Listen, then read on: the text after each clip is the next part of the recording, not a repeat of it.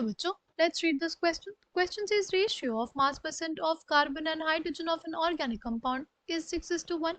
If one molecule of the above compound contains half as much as oxygen required to burn one molecule of CxHy completely to CO2 and water, the empirical formula of the compound CxHyOZ is option A है C2 H4O, option B है C3H4O2, option C है C2H4O3, option D है C3H6O3.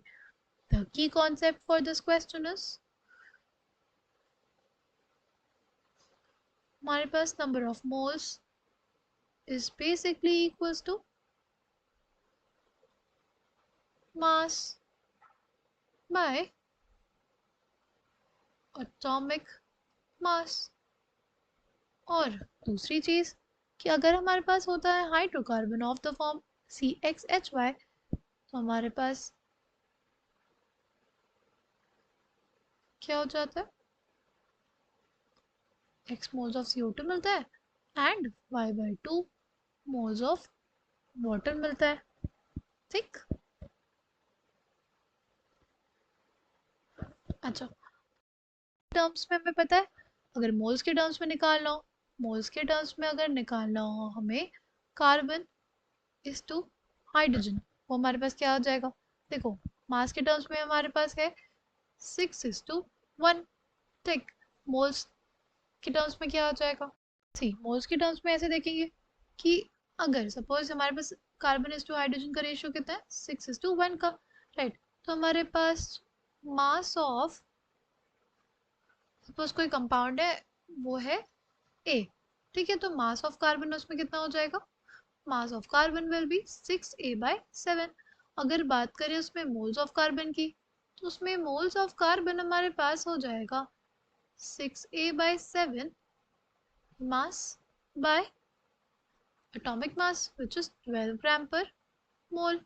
ठीक, कितना आ जाएगा ये, हमारे पास आ जाएगा a/7 इंटू 2 मोल्स, राइट. कितना आ गया, a/7 into 2 moles, a/7 into 2 moles. और हाइड्रोजन की बात करते हैं तो देखो मास ऑफ हाइड्रोजन कितना हो जाएगा, मास ऑफ हाइड्रोजन हमारे पास आ जाएगा,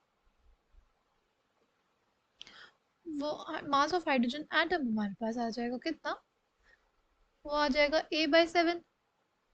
ठीक, मोल्स ऑफ हाइड्रोजन कितना हो जाएगा, moles of hydrogen will be a/7 by 1 gram per mole. ठीक, तो a/7 मोल्स आ जाएगा उसका. ठीक, तो इसको लिख लेंगे कितना, विल बी a/7. अगर रेशियो के टर्म्स में देखेंगे तो हमारे पास क्या आ जाएगा, 1/2:1 या 1:2 लिख सकते हैं. यानी कार्बन इज टू हाइड्रोजन का मोलर रेशियो कितना आ जाएगा, 1:2 का. ठीक, अगर हम लोग बात करते हैं इस क्वेश्चन की, तो देखो क्वेश्चन में मेंशन है कि one molecule of the above compound, ये जो मॉलिक्यूल है राइट CxHy, उसमें half as much as oxygen है required to burn one molecule of compound. इस कंपाउंड के एक मॉलिक्यूल के लिए हमें ज़रूरत होती है कितने, 2 into x plus y/4 atoms of oxygen की. तो हमारे पास हो जाएगा 2 into x plus y/4 atoms of oxygen की ज़रूरत होती है एक मॉलिक्यूल ऑफ CxHy को बर्न करने के लिए. उसका हाफ हमारे पास किसके बराबर है, उसका हाफ बराबर है the number of oxygen atoms in this compound. Number of oxygen atoms इस कंपाउंड में कितना है, CxHy OZ में Z. तो हमारे पास क्या आ जाएगा, हमारे पास आ जाएगा, देखो 2 से ये 2 कैंसिल आउट हो जाएगा. हमारे पास x प्लस y/4 किसके बराबर आ जाएगा, z के. और हमने देखा था कि x हमारे पास कितना आया था, x इज टू y का रेशियो हमारे पास कितना आया था, x इज टू y का रेशियो हमारे पास आया है 1:2 का. कितने का, 1:2 का. ठीक, तो अगर z इसकी टर्म्स में लिखना चाहे तो इसको हम लोग लिख लेंगे in terms of b. x will be equals to b by 3, right. y को लिख सकते हैं हम लोग 2b बाय 3. z को क्या लिख सकते हैं, सी.